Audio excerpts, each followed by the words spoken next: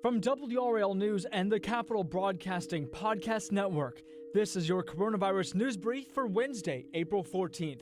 I'm Mark Boyle.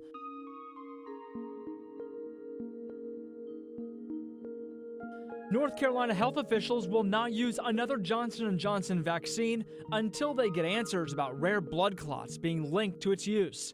Dr. Mandy Cohen says it's a sign everything in the system is working.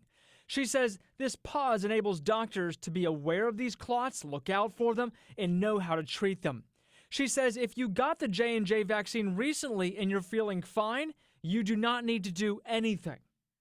If you are someone who's had Johnson & Johnson within the last 3 weeks, and after day 3 of your vaccine, you develop a severe headache, severe abdominal pain, difficulty breathing, leg pain, then you should be calling your doctor or other healthcare provider and let them know you're having those symptoms and to let them know that you've had the Johnson & Johnson vaccine. If you had a J&J appointment for this week, some places will offer you a Moderna or Pfizer vaccine instead. At the same time, some places will reschedule you. Dr. Cohen encourages you to get one of those shots as soon as possible. WRAL's Keely Arthur took to Facebook Live to get some answers to your specific questions soon after this news broke. We were one of the first pharmacies that said got the J&J vaccine. Dr. Ritish Patel and the rest of the team at Eastern Carolina Medical Center have been very busy. So far, we've most probably given almost 2,000 to 3,000 J&J vaccines between here and Virginia, and haven't heard anything from our patients. Have you seen any, really severe symptoms?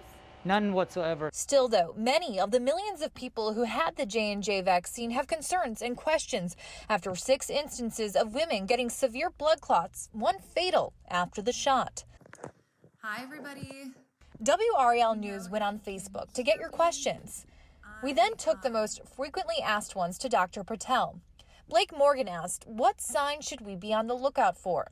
Patel says normal symptoms should pass within 48 hours. So between 6 and 13 days, if people are still experiencing severe headache, abdominal pain, lower leg pain, shortness of breath, then we definitely want them to, seek medical care. Sheila Hux Casey asked, what is the time frame in which people who got the J&J vaccine should be concerned? 21 days now. So if you received your vaccine, from today, 21 days ago, and obviously are still having some of those symptoms, then we should be at least letting you get checked in to your primary care office. Thank you for listening, and a little plug, you can listen to complete WRAL newscasts in podcast form. Subscribe to WRAL News Daily wherever you listen to podcasts. We post 5 newscasts each weekday and 2 on the weekends. You'll get all the news, weather, and sports you'd get on television, but in audio form. Just search WRAL News Daily. For the Coronavirus News Brief, I'm Mark Boyle.